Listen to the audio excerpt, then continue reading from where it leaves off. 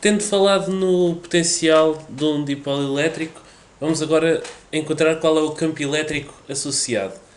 No último vídeo vimos que o potencial era dado por esta expressão e agora vamos utilizar uma das relações entre o campo elétrico e o potencial para encontrar o campo elétrico.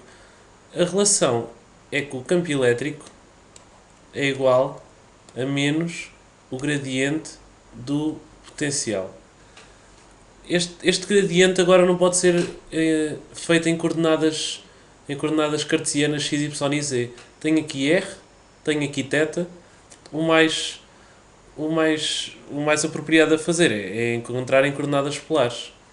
O gradiente também vimos no último vídeo, que era dado, o gradiente é um vetor, que é dado por derivada em relação a r e 1 sobre r derivada em relação a θ, em que esta primeira componente é a segunda direção r e esta segunda componente é a segunda direção θ. Então vamos fazer, fica menos, o que é constante? É o módulo do momento dipolar a dividir por 4πε0, em que eu tinha duas cargas que estavam as duas a uma distância d. Eu defini este vetor d, uma carga menos q, outra carga q, e o momento dipolar não era mais do que carga vezes esta distância d. E o gradiente fica então derivada em relação a r de cosseno de θ a dividir por r quadrado, e fica 1 sobre r derivada em relação a θ deste cosseno de θ a dividir por r quadrado. Estas derivadas são fáceis de calcular, fica menos gradiente do p a dividir por 4πε0.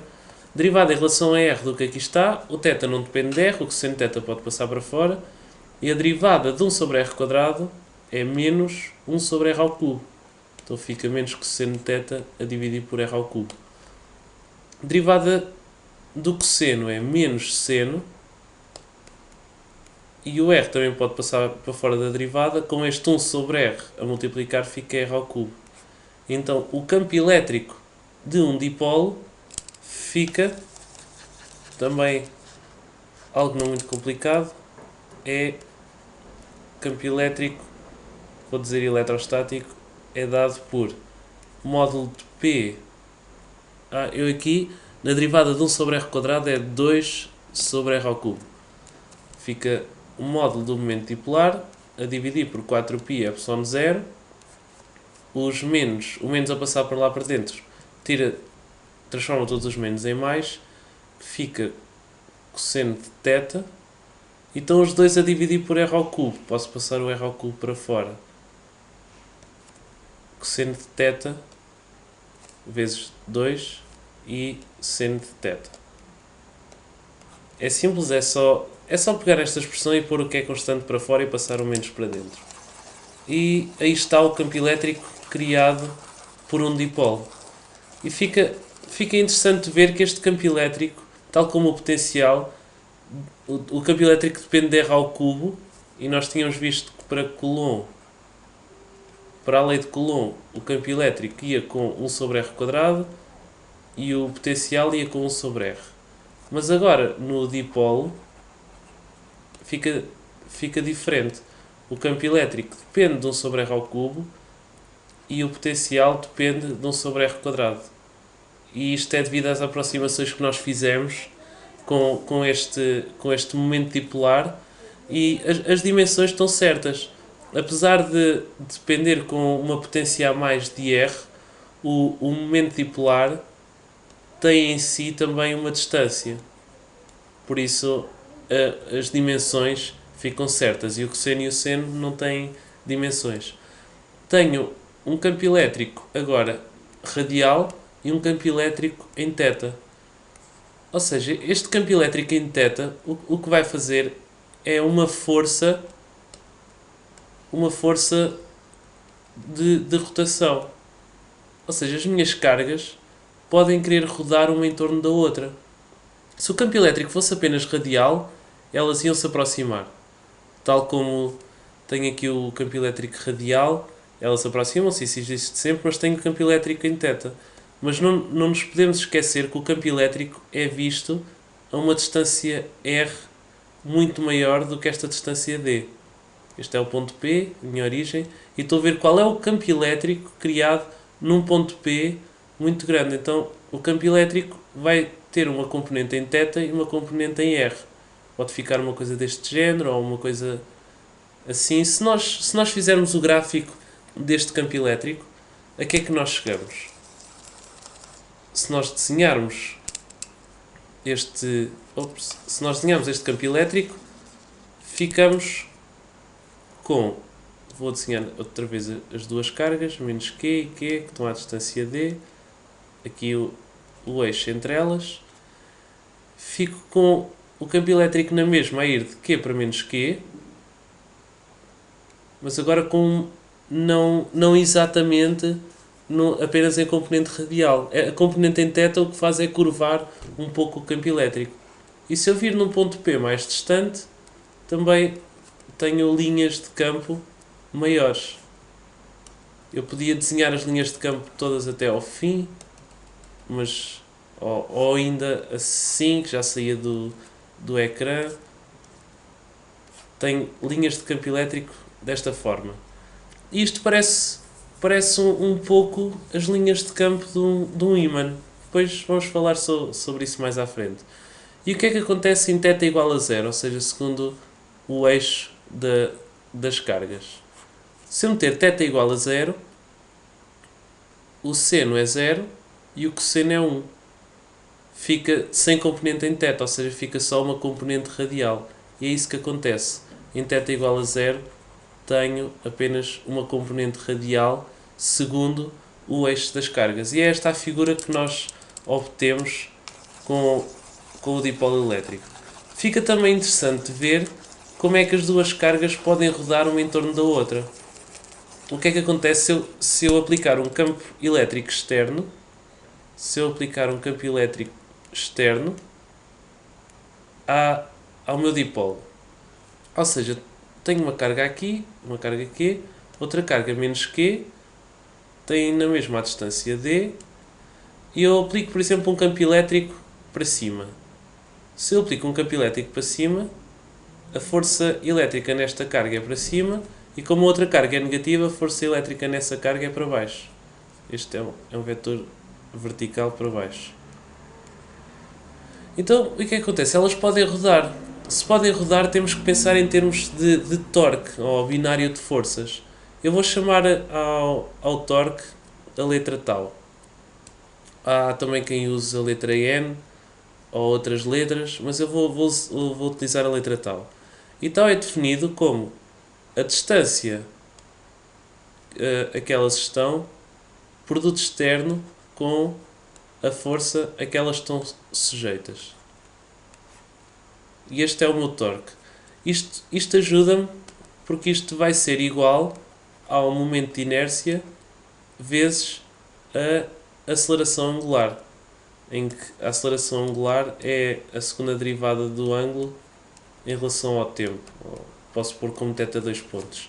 Isto é um pouco de rotação e como é que é a física de rotações. O momento de inércia, como são duas partículas pontuais, é igual a m r ao quadrado.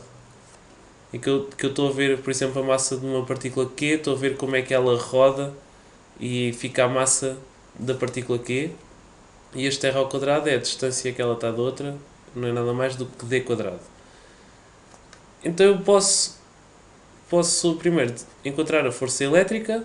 A força elétrica aplicada na carga Q é carga vezes o campo elétrico nessa carga. E o campo elétrico, não nos vamos esquecer que é um campo elétrico exterior, não é um campo elétrico criado por eles. Agora estou a ver o que acontece se eu criar um campo elétrico exterior. E claro que as duas cargas também estão em interação entre elas. Então, D externo com a força vai ser igual a D externo com QE. Ou seja, posso absorver e dizer que fica Q vezes a distância, produto externo com o campo elétrico. E nós já vimos este QD. carga vezes distância não é mais do que um momento dipolar. O meu binário de forças, o meu torque, é dado por... E agora vou fazer as coisas em módulo. O módulo do torque é igual ao módulo do momento dipolar, produto interno, o módulo do momento dipolar vezes, não é interno porque são escalares, vezes o campo elétrico aplicado nesse ponto, vezes o seno do ângulo entre elas. Ou seja, é o seno do ângulo entre D e a força elétrica, ou seja, é este ângulo θ aqui que é igual a este. Então o que eu vejo é que se o θ for zero, ou seja, se elas estiverem as duas assim, há equilíbrio. Não há nenhum binário de forças, elas não querem rodar porque estão exatamente à mesma distância uma da outra. Isto assim é a situação de equilíbrio. Se elas estivessem, por exemplo, assim, o campo elétrico fosse vertical, é que as duas queriam rodar uma em torno da outra. O que é que pode acontecer? Se eu tiver as partículas a querer rodarem assim, uma em torno da outra, elas, passado um bocado, vão passar pelo eixo e logo de seguida, como vão com velocidade, vão ficar com esta configuração. E depois voltam a ficar as duas em equilíbrio e voltam à configuração inicial e cria-se um ciclo. Será que nós podemos calcular a frequência deste ciclo? Para calcular a frequência deste ciclo, vamos utilizar o mesmo raciocínio que tivemos para o pêndulo ou para uma mola, é encontrar a equação do movimento, que já sabemos que tem que ser, a equação do movimento vai ser a segunda derivada do ângulo, tem que ser igual a menos uma constante vezes o ângulo. E esta constante não é nada mais do que a frequência angular de rotação. Então como é que chegamos a isto? Sabemos que o torque é igual ao momento de inércia vezes a aceleração angular. E agora, como o torque é igual também a este produto aqui, ficamos com o momento de inércia vezes a velocidade angular é igual, como as duas cargas estão a querer voltar à posição de equilíbrio, estamos nesse regime, podíamos também ter o regime em que elas iam indefinidamente rodar uma em torno da outra cada vez mais rápido, mas estamos apenas a considerar elas a irem para equilíbrio. Isso tem também a ver com a força, o sentido das forças. Por exemplo, se as forças fossem ao contrário, se esta força fosse para baixo e esta para cima, elas as duas queriam rodar ainda mais rápido uma para a outra. Mas estamos agora apenas a ver o caso deste tipo de forças, delas a quererem voltar ao equilíbrio. Então temos que adicionar um sinal menos e fica o momento dipolar vezes o campo elétrico aplicado vezes o seno de θ. Mas podemos utilizar uma aproximação que o seno de θ é aproximadamente θ. Isto é justificado através de séries de Taylor e de expansão do seno, mas é muito utilizado em problemas deste tipo, que é calcular frequências de vibração. Se vocês forem calcular θs muito pequenos, quanto é que é o seno de θ muito pequeno, ele é aproximadamente igual. E então vamos dizer que o θ é muito pequeno. Pronto, isto é só uma aproximação que estamos a utilizar para ver mais ou menos a frequência de vibração. Pode não ser sempre válida, pode o θ ser muito grande e a aproximação já não é válida, mas estou só a ver para ângulos mesmo muito pequeninos a rodar em torno da posição de equilíbrio. Então isto vai ser vezes θ. E encontramos quanto é que era a frequência angular ao quadrado. Posso pôr isto como menos momento dipolar, campo elétrico, dividir pelo momento de inércia, que é massa vezes a distância ao quadrado. Então quanto é que é a frequência de vibração do meu dipolo elétrico? Vai ser igual a, como está ao quadrado, tem que ser a raiz do momento dipolar, campo elétrico, a dividir por massa vezes a distância ao quadrado. E é no fundo o que estávamos à espera. a minha frequência de vibração aumenta com o campo elétrico. Quanto mais campo elétrico eu ponho, maior é a frequência. Quanto maior é a distância entre as duas, mais pequena é a frequência de vibração. E se elas forem muito pesadas, também têm uma frequência de vibração mais pequena.